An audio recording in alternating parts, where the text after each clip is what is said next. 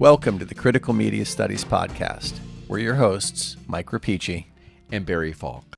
Hello, Michael. How are you this evening? Hello, Barry. I'm well. How are you, sir?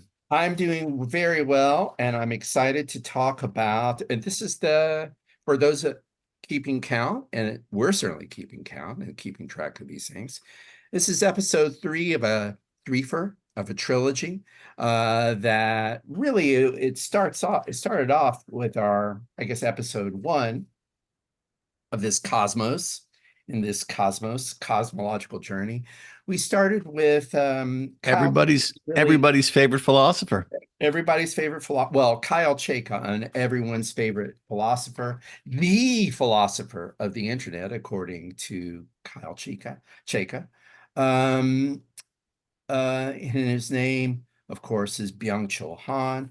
We began by discussing Chayka's take on Byung-Chul Han, which summarized Byung-Chul Han's major ideas. The article both summarizes Han and presents a kind of mild appreciation and / critique of some tendencies in Byung-Chul Han's thoughts. But in the middle of Chayka's journey, he talks about a particular book by Byung-Chul Han called The Crisis of Narration. And he kind of digs deep insofar as he can dig deep in a kind of short New Yorker article. Chayka takes something of a deep dive and represents the arguments in Byung-Chul Han's latest book, in English translation, The Crisis of Narration. And this inspired episode 2 in the Critical Media Studies trilogy, because as we were reading this précis of The Crisis of Narration, Michael and I noticed that Han seems to basically be reprising and repeating, and I'm sure intentionally and with proper acknowledgement, ideas articulated by the great German cultural theorist Walter Benjamin in his 1936, I believe, essay, The Storyteller. And so we had episode 2 for anyone interested. Our last episode, we talked about Walter Benjamin's Storyteller essay more in detail and kind of fleshed out some of the major terms. And in particular, we tried to gloss Benjamin's, is this a fair description, Michael? Tell me. We tried to gloss Benjamin's distinction between storytelling and information, or what was replacing the story. I guess a couple things are replacing the old-fashioned story and storyteller that Benjamin describes. Number one, the reign of the information age, and Benjamin's version of the information age was the newspaper age. Right. And I guess also the nascent radio age. And then the other thing that had been before there was radio, but not before there was, I guess, newspapers. The novel. Yes. Right. Yes. It was the second media form or object, commodity object, that was sort of pushing aside old-fashioned feudal pre-capitalist storytelling. So that was episode 2. And we encourage, if you want to do a deeper dive into Benjamin, we encourage you to sort of listen to episode 2. What are we going to do in episode 3? I've been talking for 20 minutes and I still haven't got to this, but I can try to get this quickly now. What we're going to try to do is weave it all back together, and we're going to return to Chayka's and do something of a deep dive, so to speak, into both Chayka's précis of Han's arguments in his latest book, The Crisis of Narration. And also we're going to present Chayka's critique, which we like, which I think we admire. I think I'm right to use the collective royal we in this. Michael can, disagree with me as we go along, but we're going to take a little bit of a closer look at Chayka's critique and summary and criticism of Byung-Chul Han, and also move sideways, crabwise, back to Mr. Benjamin as well, and particularly the Benjamin essay, The Storyteller. Right. So that's what I got. I think it's a good thing to have. Yeah, it's interesting. I just out of curiosity, because I don't think I caught it. but Oh, in Han's obviously borrowing from Benjamin, but were there any direct references, do you know, to Benjamin? not in neither of us have read The Crisis of But Narration. Chayka doesn't make that connection, is what But I'm no, saying. but no, no, No. no, he does not. No, we just knew this because we're smart people. Well, I don't know if necessarily. In fact, let me backtrack a little bit. Not necessarily smart people, but people who have read or are familiar with Walter Benjamin and the Storyteller essay. So yeah, Yeah, I wonder but no, because, Chayka doesn't make that explicit. which is surprising to me because I So really bloody find, obvious, right? If you've yeah, read the Storyteller essay, yeah. So, well, shall we jump in? we shall. And I will start in with I want to read something from Chayka. Right. The paragraph where is this mostly the summary paragraph? Yes, it is a summary paragraph. So here's move one we're going to have 4 moves that try to tie together, read and work through 4 passages, 2 from Chayka and 2 from Benjamin, and try to bring all these ideas together and hopefully not make a mess, but hopefully illuminate things a little bit. Let's see what you did there. Yeah, that was a Benjaminian pun. That is really nerdy. We are the king, or I am the king of nerds. Anyway, this paragraph in Chayka is where Chayka sort of summarizes positively, right? I Hmm. think the argument in Han's latest book, and also he's trying to explain the attraction. Because this is the bigger. This is where it fits in the bigger picture of this New Yorker article that Chayka wrote. Chayka's trying to explain the magnetic hold that Byung-Chul Han has with younger people. You know, in a way, I think it's maybe worth noting that I think that these two pieces are complementary, but it's important maybe to lay this out. A Yes, large part of Chayka's project, I think, is trying to understand what Han's doing, but how and why it's it has popular. taken Yeah. everybody. Why it Why, resonates, why, right? why is it gained so much traction? Sure, sure, sure. And so, in a way, it's sort of how like a sociological kind of look at what is Indeed, going indeed, on. indeed, indeed. What Benjamin is doing is, I think, a good sort of foil for the Chayka piece on Han, because Benjamin is, I think, a bit more detached. He's almost playing the role of sort of maybe the objective observer here. Hey, here's what's happening, and so I think if we look at Benjamin as a way of sort of like it is an explanation for what's happening to storytelling. Um, I think without the judgment that Chayka introduces in a way, and I don't think Chayka is critical, but there is God, what am I trying to say here? How am I trying to say this? Um, Well, I think I would slightly take issue with you in what you articulated, but I'm also that may be unfair because maybe so I'm having trouble putting maybe thoughts together. no, because I sensed you hadn't quite finished your thought yet. But I would say that the counter is less Chayka Benjamin than Han Benjamin. That to me is where the opposition comes. That's what to me, those are the foils in the essay. Because I think Chayka is kind of on Benjamin's side, but maybe this is something. Yes, yes, without question. I guess Mhm. maybe maybe we should just jump in, and this will come out in due I time. think it's well, that's my opinion, is that I think that I sense that some of the things you're gesturing toward or that you want to introduce, I think they're going to be introduced Yeah. pretty quickly.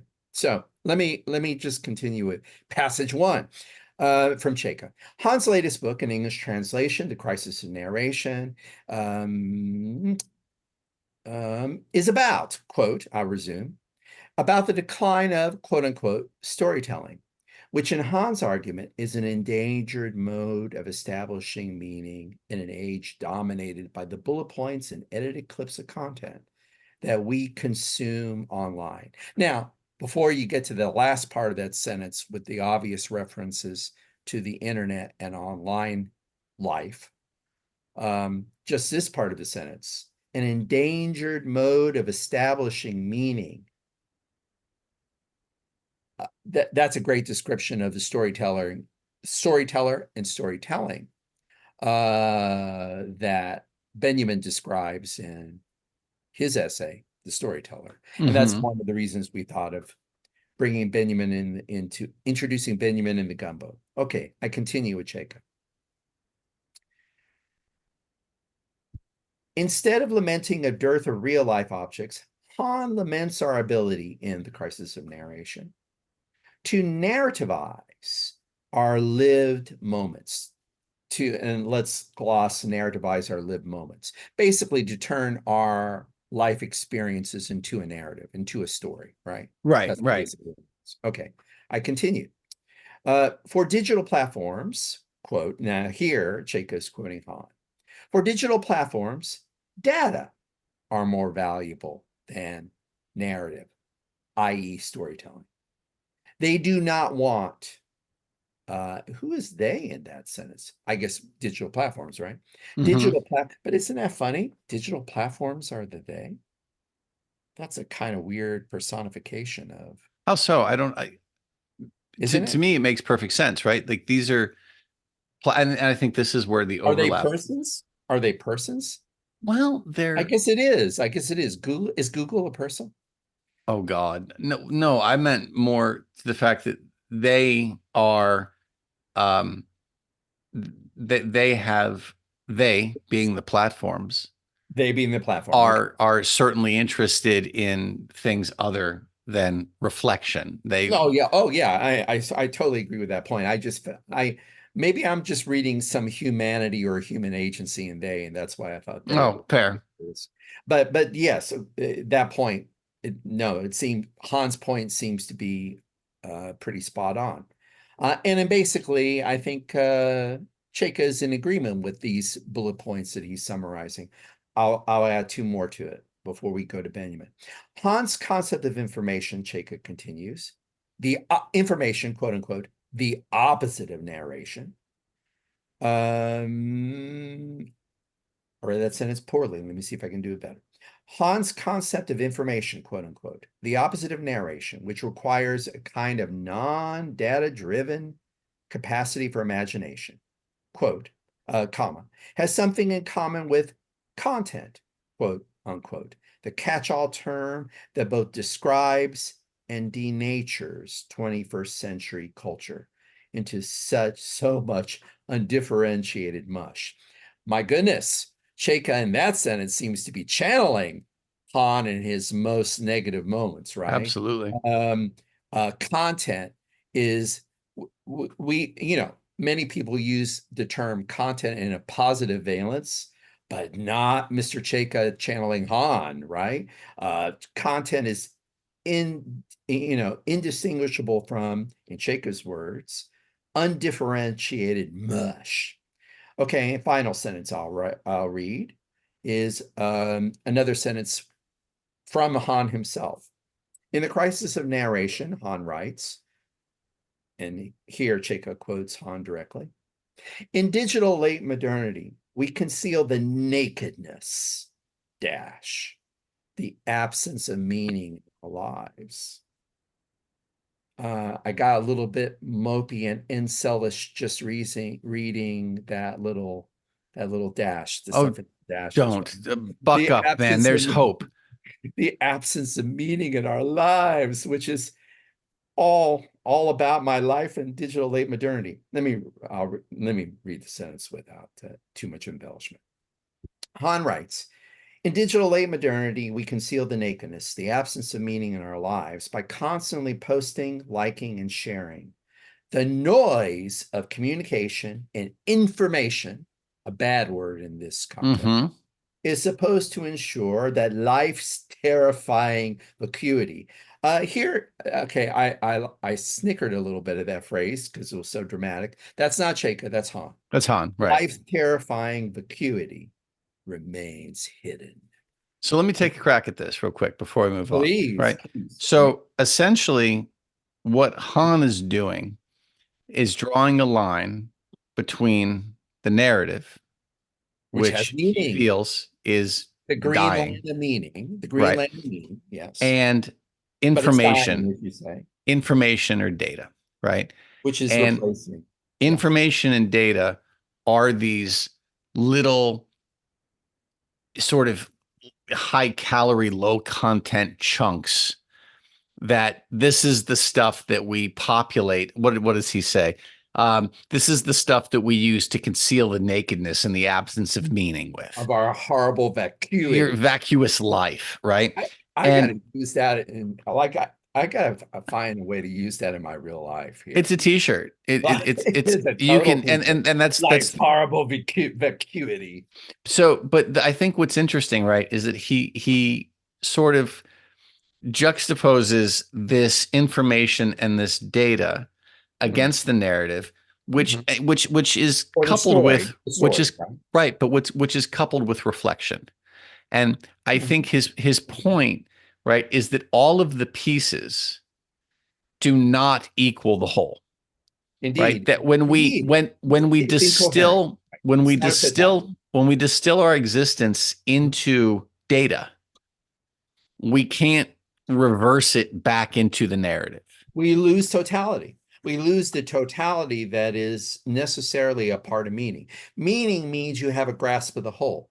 If you have information, it is as exactly as you say, according to Byung-Chul Han, it is exactly as you describe. It's by nature, it's by essence, something that cannot cohere. Yeah. In It's fact, necessarily fragmentary. it's funny that there was one sentence you left out, and this was Chayka speaking, and he says, "Is this Please. why my life, as documented on Instagram, doesn't actually add up to a unified whole?" Exactly. Right. And those that's sort of the tension for Han here, right? Is the space between Mhm. information and data Mhm. and narrative. And Chayka is sort of on his side as he's describing and recounting. Well, he's in agreement, right, that the data does not equal Yeah, the whole. right, right. That's implied in the sentence you just read. Right. Yes. Okay. Okay, So so I think we're ready to move back to Walter Benjamin, section 6 of the Storyteller essay. And Michael's going to take over. yes.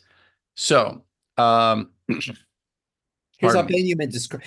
I think, okay, let's set it up though. Yeah. This is the paragraph where we feel Benjamin is kind of making these same points Hmm. about information, replacing, uh, non-totalizing, fragmented, I'm sorry, uh, incoherent information or not fragmentary information replacing the totalizing holistic story. Now let me ask you a question about this because um this was 1936, which means we're nearly 90 years in the past here and making the same argument essentially, which I think is interesting.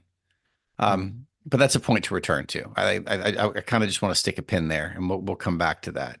I'm fascinated though. Are you going to remember to return to this? Please do. Absolutely.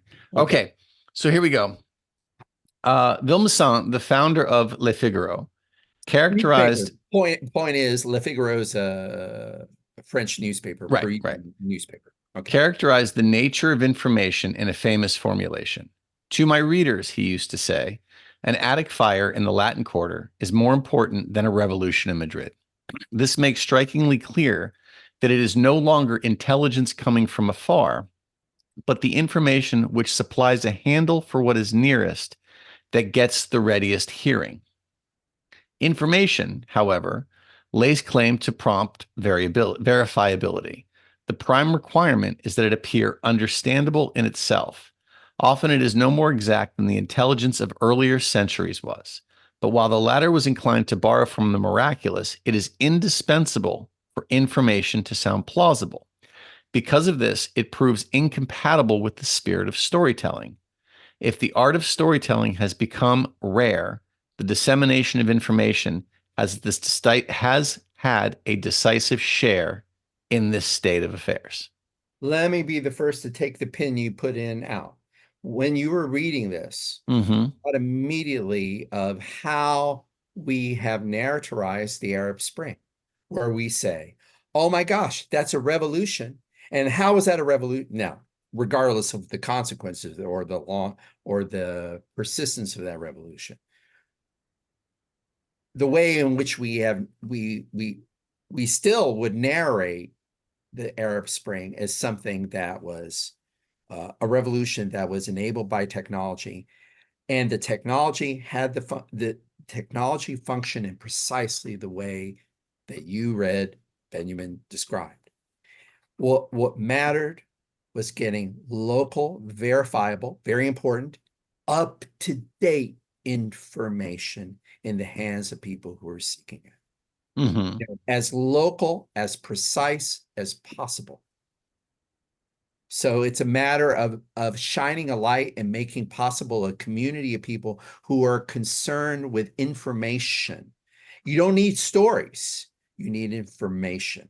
We turn the information into a story by we saying, oh, technology enabled it. But initially, I mean, all I'm just saying, I'm just saying that technology still works this way. We want something that's up to date and accurate. Or are Without, you seeing this different? Or I sense you're well, seeing this differently. no, no, no, no, no, no. I agree. What I think is interesting here, though, is so he says it is indispensable for information to sound plausible, Mhm. right? There's no need for verification as long as we can fit the information into a pre-existing, and narrative is not the right word to use here, but a pre-existing understanding of what's possible. Okay, so we're still sounding like we're describing the internet today, right? Well, I, without question, yeah, yeah, yeah. without question. And I think it's interesting because, one of the differences that Benjamin teases out throughout the essay as one of the distinguishing factors between the story and information is the role of the person consuming either the story or the information. Sure. And so with storytelling, right, the purpose, the takeaway is intentionally opaque, right? And that's for you to fill in and you to understand. Whereas all of this, Personalized, right? yes, Because it's opaque, it can be personalized. right. It can be Whereas individuated. the data, if you will, the information Has is nothing to do self-evident. with Is self-evident, it right? has to fit in to Right. our ready-made understandings of a particular situation. I don't mean understanding is in sort of some sort of reflective process.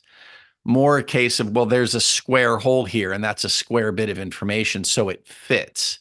I think Um, you latched on to the real important thing about it is that information only makes sense if you have some sort of prior understanding or frame for understanding the new information. right, that will allow Otherwise, you the to connect information them. will process that will allow you to connect. Otherwise, you can't process it. That might be the limits of information, right? That it kind of requires that I mean, Well, that's conspiracy thinking so.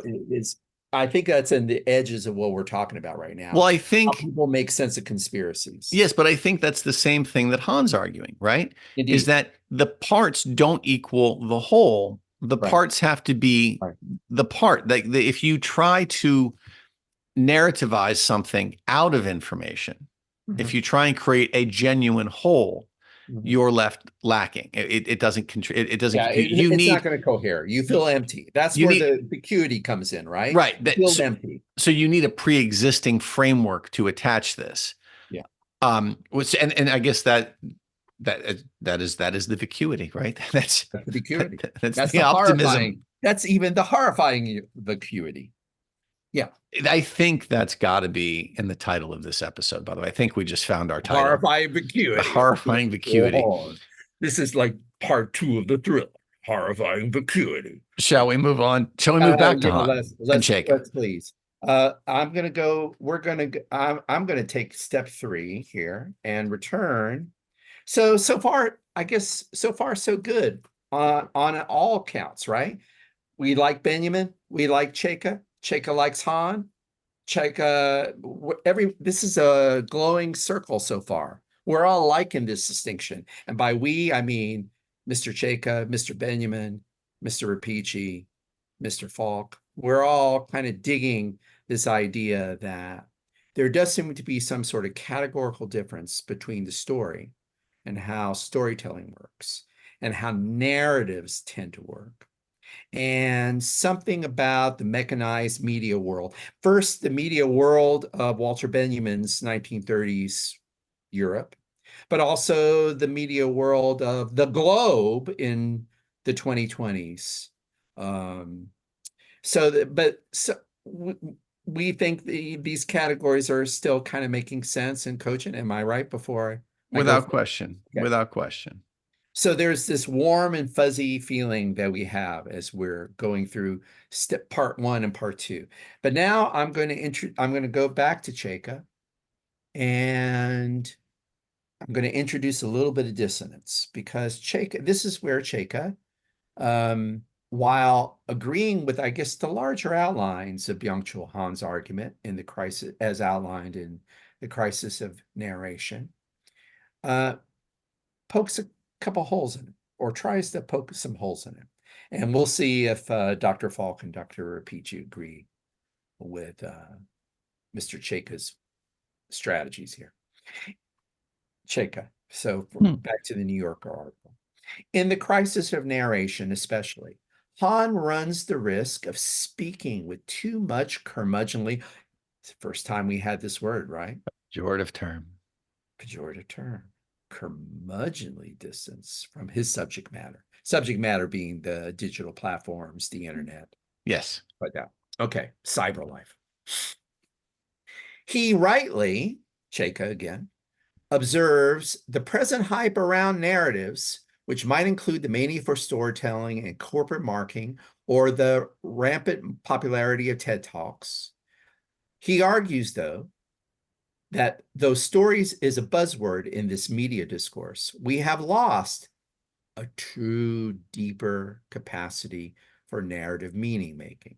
And let me, well, I won't read the quote here from Han, although one can find it in the Chayka article. I'm going to just briefly read sample 2 short passages from the same paragraph. And it's Chayka talking or writing. There is little in Han's writing, however, to acknowledge that digital spaces can also produce meaningful experiences. An oversight that at this point in the 21st century seems almost quaint. Oh my God, quaint? Curmudgeonly? Can it be true? And we have the introduction of the pharmacon. The pharmacon makes a dramatic entry in Chayka's critique of Han. So, last sentence of the paragraph I'll read. In essence, picking up with Chayka, Han overlooks, he being Byung-Chul Han, overlooks the way that social media enables self-narrativization, the construction and projection of a personal identity with a freedom that was never possible in the top-down hierarchy of traditional media. For many people, Pache, contra Byung-Chul Han, the internet is the new campfire. So, I and Chayka. Now, I have to tell you, Michael, maybe this is where you're going to go. As I read those last 2 sentences, and I'm sympathetic, I already introduced it as the pharmacon, like Chayka is introducing the pharmacon. You know me, I like my pharmacons, but still, I got some issues with those last 2 sentences. I was fully on board with Chayka until about 20 seconds ago. Now I have some questions. Please do. So You have issues. You have it questions. seems so the argument Chayka is basically saying that Han is sort of stuck in this Marshall McLuhan medium is the message kind of moment where you're using social media, therefore the content is reduced to social media. You are not able to create Yeah. something, Yeah, you can't escape right? it. Yeah. And so so Chayka spins it and says, look, pharmacologically, you're not wrong, but you're not right. It's yes Yeah, and right. It's yes and right, no. It's poison cure. right. Poison cure, So not just poison. so Chayka is making de facto making the de facto argument that look, Han's not wrong in the fact that this can be reduced to data, but at the same time, this is how people narrativize things now. Mhm. And to me, and so very full disclosure here, right? I don't use social media. I don't have any, I don't do this. Okay. This So podcast is over. I'm Podcast is finished. I'm done. But so I think about this and I'm like, well, I don't know. Can you say, because to me, as I understand this, he's basically saying, look, in order for Han to be right with the data business, in order for Chayka to be able to make this argument, then the internet as a campfire is some new version of storytelling. Indeed. That this Indeed. is a different way of making Indeed. meaningful Indeed. uh I don't just making meaning, right? Meaningful. Well, narratives make meaning, right? That's why they're important for But the both problem I have so Khan but and Benjamin, right? So yes, I but just if want to we're going to clarify that first. say Mhm. if we're going to say Mhm. that the social media version of storytelling is really Is just really data. is yeah, Okay, if we're going to say that's Han's argument. right. And Chake is going to say, sure, but Han doesn't realize that Stories this is too. It's what's narrating. It's narrative too. It's that this is meaning too. this so this is therefore a new kind of narrative. Yeah, indeed. And as I'm thinking about this, the only way for that to work is going to have to be to introduce some form of reflection, because the key thing here in order and this is going back to the discussions we've had around Stiegler for a couple of years now, right, is that in order to produce meaning out of this there needs to be some opportunity to reflect. And as we've seen with a number of thinkers, right, the internet is not designed to encourage this. Social media is not designed to encourage reflection. Chayka argues as much, that we're not really looking at this in a way that is going to encourage us to assemble these pieces meaningfully. And so I wonder what this new campfire looks like. Are we, I don't get it. I'm not sure and this could just be me being old and No, cranky. well, I do want to say that I'm glad you took the lead on this because you expressed very eloquently exactly what I was trying to articulate. But I'm So not if saying he's you're, wrong. I'm saying I don't understand how this is well, possible. I I don't have the answer to your question, but I'm going to build on your question. But first off, I want to say we had a mind meld. We had the Vulcan mind meld going here because you picked on what I know. You picked up. You were concerned. You raised a question about the very passage that and you express your question in the way you express my question as well.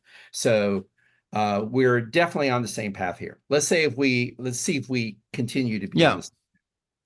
Um, Let me just pick that last sentence and tug at it a little bit more. I think in the spirit of what you were doing, Michael. For many people, according to Chayka, This is the positive side of the pharmacon.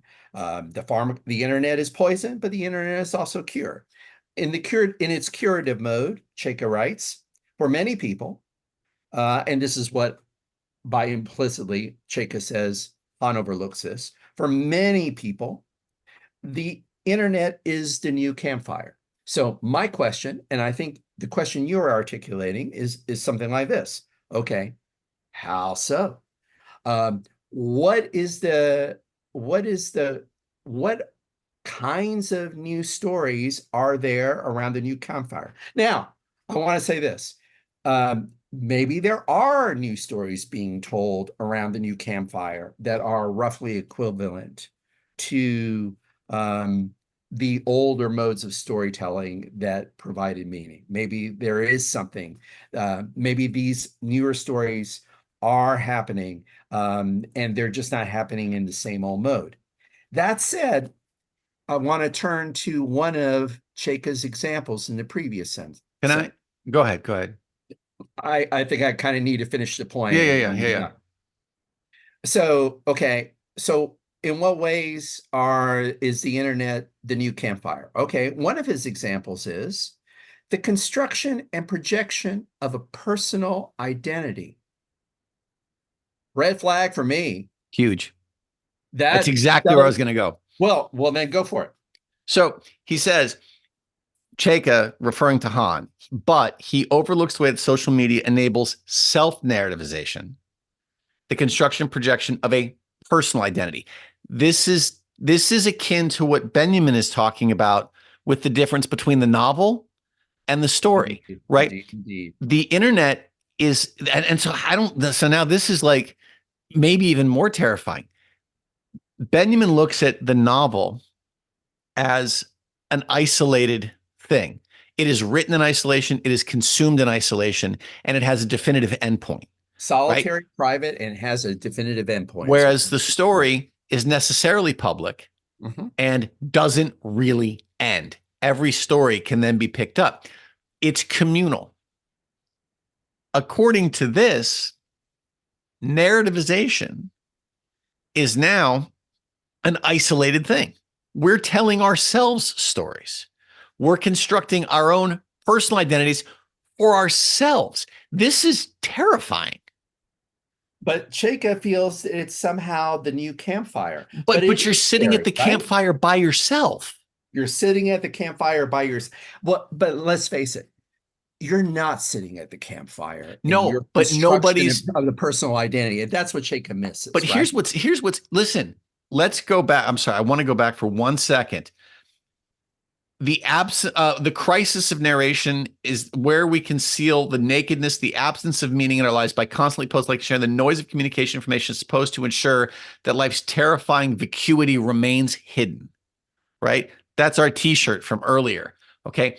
The problem here is, yeah, sure. If this is the campfire, you're sitting at this campfire telling yourself stories. And if you're going to argue that you're not alone at the campfire because the internet's a big, busy, heavily populated space, nobody's paying attention to your stories. You're telling these stories for yourself. And you're constantly, I mean, here's the hellish aspect of it. And what Chayka overlooks, this construction of personal identity, it's effing 24/7. It is. It's the worst. You have to maintain it all. So it's the campfire that doesn't end. And your shtick in front of the campfire, it's got to be solid and on point and constant. You're on a treadmill. Let me ask you a question, though. Campfire is a treadmill. Oh, yes, but it's worse than that. It's worse than that. Okay? It's worse than that. Because let me ask you a question. Who cares? Nobody but I do. You. I do. You are now this. So this gets back to Crary. I do. This goes back to Crary's argument about we're free labor. You do. I do. And only we do. Right. But we will burn ourselves to the ground, pun intended, right? In order to maintain this facade for an audience of one. This is the most depressing thing I like. Thanks, Barry. Thanks, Chayka. I mean, this is truly Can Well, we here? Let's shift to Benjamin for a second because this doesn't make it better, but at least makes it complete. Let's no, but and I think we'll, in the interest of economy and concision, since we had our apocalyptic moment, let's return to Benjamin yeah. and close with Benjamin, and with a passage that's this is important. It's actually prior. It's actually prior to the passage you were reading. I think this is important that you had previously read from Benjamin, Michael. I think that's important to note because this is a kind of throat clearing or part of the metaphor, but like scene setting uh, point. And it kind of shows us the ways in which Benjamin, well, you were talking about Benjamin's quote unquote objectivity or disinterestedness or his historicism. I don't know how to describe it as he's talking about these historical shifts and transitions. But he seems to have a different kind of ethos than Han does, and I think it's very demonstrably true in the passage you're about to read. So maybe this is a good place to end. Yeah, I think so. Okay. In every case, the storyteller is a man who has counsel for his readers. We're But reading if from section 4. I just this is want to. section 4, correct? In every case, the storyteller is a man who has counsel for his readers. But if today having counsel is beginning to have an old fashioned ring, this is because the communicability of experience is decreasing. In consequence, we have no counsel either for ourselves or for others. After all, counsel is less an answer to a question than a proposal concerning the continuation of a story which is just unfolding. I'll skip ahead for a second here. Um, the art of storytelling is reaching its end because the epic side of truth, wisdom, is dying out.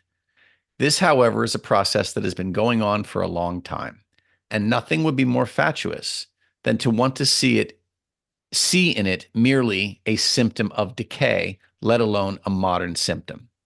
It is, rather, only a concomitant symptom of the secular productive forces of history, a concomitant that has quite gradually removed narrative from the realm of living speech and at the same time is making it possible to see a new beauty in what is vanishing.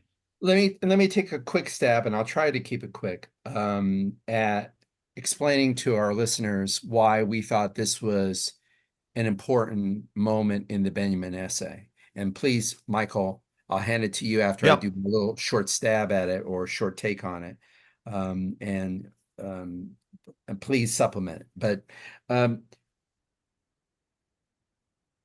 mainly we wanted to sort of return to this moment early on in Benjamin's essay to sort of establish maybe a meaningful difference between Benjamin and Byung-Chul Han.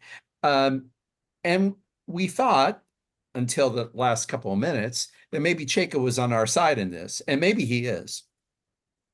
But if nothing else, we see a kind of different spirit expressed or intent expressed in Benjamin's declaration that Michael read. A different intent, perhaps, than we see in Han. I think Han, and now I'm going to speak my critique, but I think it's our critique, isn't it, Michael? That Mm-hmm. there is a potential for nostalgia in this kind of historical in this account of the transition from narration, from storytelling to information. There is a tendency to be nostalgic or to think that we've lost a golden age, but there was a golden age back there that maybe we need to recapture, or we should recapture, or maybe more depressing, that we'll never be able to recapture, but nonetheless, we have to keep it in mind even as we move into this nightmarish world. Benjamin's, that seems to be, I mean, at his maybe least useful. That might be a lesson that we get from Byung-Chul Han. And that seems to power Chayka's critique of Han. Benjamin is just, Benjamin refuses nostalgia in that passage, I think. I think he refuses nostalgia in the passage you read. And therefore, I think it's kind of invaluable. Yeah, there's a section of this that I skipped and I want to go back and look at it. Really, it's just two sentences, Sure. but I think it's an interesting tie to what to the tension between Han and Chayka regarding narrativization in a digitized narrativization. And he says, um, after all, counsel is less an answer to a question than a proposal concerning the continuation of a story which is just unfolding. To seek counsel, one would first have to be able to tell the story, quite apart from the fact that a man is receptive to counsel only to the extent that he allows his situation to speak. Counsel woven into the fabric of real life is wisdom. If we take that idea and we apply that to the idea that Han is playing with and Chayka is talking about the effect of the narrative when it or the effect of information or data as these chunks which are resist narrativization, right? And Chayka's argument that um that we can self-narrativize, if you will. Benjamin is basically saying, look, we can't, like, economic forces have moved us along. The end of storytelling, the death of storytelling is a foreseeable, predictable, inevitable end. And we're moving into an era of information. And, Han picks this up 90 years later and says, well, this is the problem with all this information. It's data. It doesn't tell the story. And Han is sad about this. He's nostalgic about this. He Nostalgic, wants right? it. He And wants it melancholy. back. Melancholy. Chayka takes the argument that no, this is a different kind of thing, and you and I have taken issue with this, saying, well, you're an audience of one, right? The problem here, and I think that Benjamin makes this interesting notion here that you have to be your story, if it is wisdom, right? If it is offering counsel, is only going to do that if the narrative communicates something to somebody. And these new self narrativizations, these self identities that we're creating, aren't communicating a damn thing to anybody. Right. Right. And therefore, there is no wisdom in it, Right. according to Benjamin, because we're not sharing anything. These are for ourselves. And I almost feel like these are the sort of mythological constructions that we want to imbue with meaning because of the fact that we're all sitting at these campfires alone. That's a wonderful place to end, because I think what you've done is find um, something very helpful in the Benjamin essay, and maybe something for you and I and for all of our listeners to maybe, something worth searching for in that essay again. And that, Benjamin maybe more important than the narrativization of these historical changes that Benjamin provides in the Storyteller essay. Maybe more important than the history he tells is the fact that he provides us, and you were drawing attention to this, I think, a moment ago. He's drawing attention. He gives us some criteria by which to judge the quality of our storytelling. That might be really helpful going forward. Well, Well, in the sense that, well, how do we know we're telling a story? It's communicable. yes, The self-projection can't simply be a self-projection. It has to connect and build a community. It has to yes, serve as wisdom. Wisdom is collective, right? There is no private wisdom, right? There's right. so I think this is what I was getting out of this passage, and I thought this is what you're drawing from it, is that Benjamin gives us along the way, not just in the passage you read, maybe some helpful ways of thinking about what makes a story meaningful, and Yes, what kinds of story maybe are meaning free and lack meaning and are incoherent. right. Well, that would be information that's out of time, that is expired in essence, right? Right. Because he makes the point that, and I think this is another interesting thing, which is sort of at odds with the 21st century version of this, right? Is that a story can sit for an indeterminate amount of time. He uses the story of the king as an example of this, right? It retains its meaning despite time. It exists out of time. Mhm. Whereas all information or data are always going to be time sensitive. And that that I think is a key distinction in terms of the value here. Well, I'll tell you what, I know we've already probably gone a little bit too long, but how about we set ourselves a challenge and try and do this in a minute or two? Okay. But I think this might be a nice close for this entire discussion and a close for the trilogy. Let's see. I think we spoke rather eloquently, and we even enlisted Benjamin, on our side. I think we were eloquent or forceful or something, or at least passionate in talking about what kinds of campfire internet narratives lack meaning. Mm. If we can describe in our closing minute or two, and let's just only do it in a minute or two. If we can't do it, then we'll let that stand, and we'll revisit it. But why don't we both take a turn? And I can go first, so I'll put you on the spot. So I won't put you on the spot. I'm going to try to give, and I'm going to challenge you to do the same thing. I'm going to try to give a positive. I'm going to take Chayka at his word and say maybe there is. We're both of us. Sounds like we can't disagree more strongly with the idea that the projection of self-identity is a satisfying, coherent narrative in the internet campfire. But let's see if we can talk about a positive media narrative.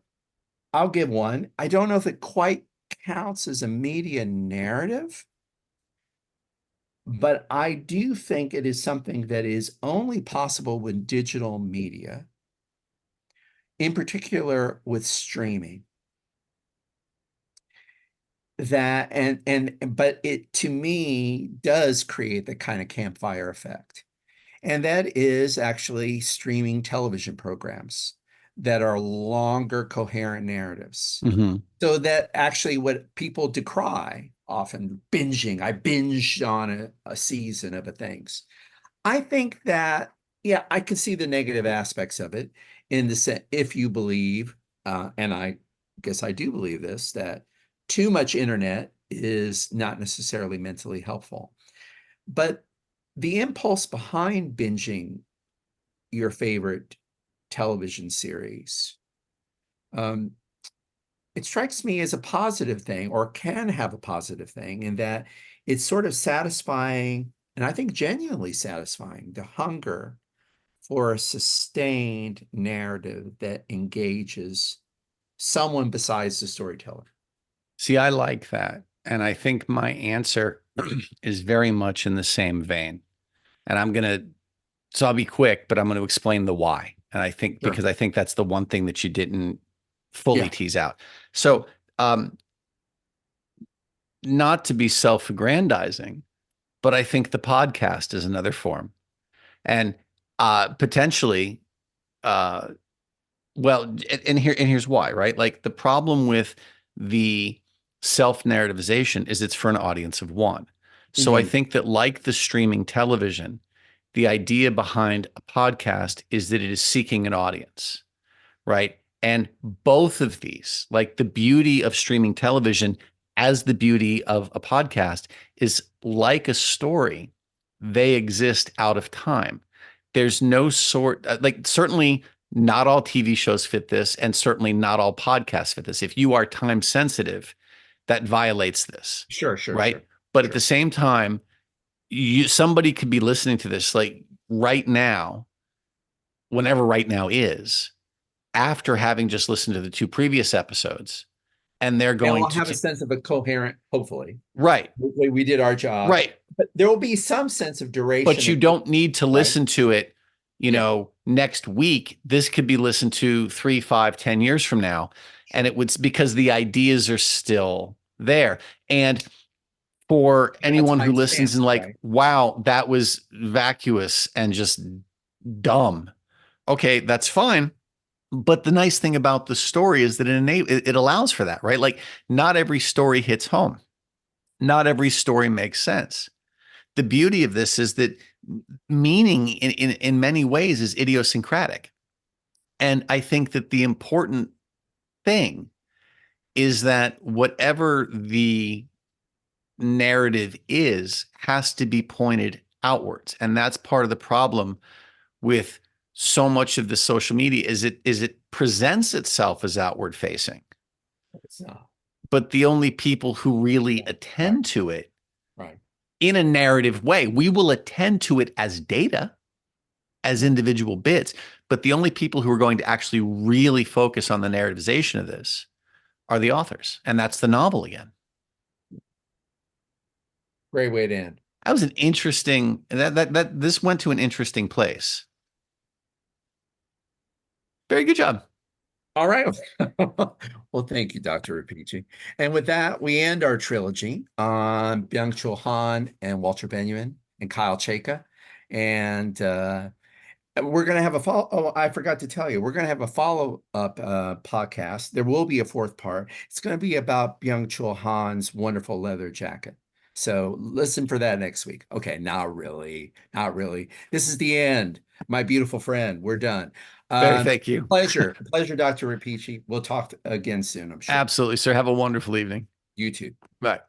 Thanks for listening to the Critical Media Studies podcast. To find out more about the show, check out our webpage at criticalmediastudiespodcast.com.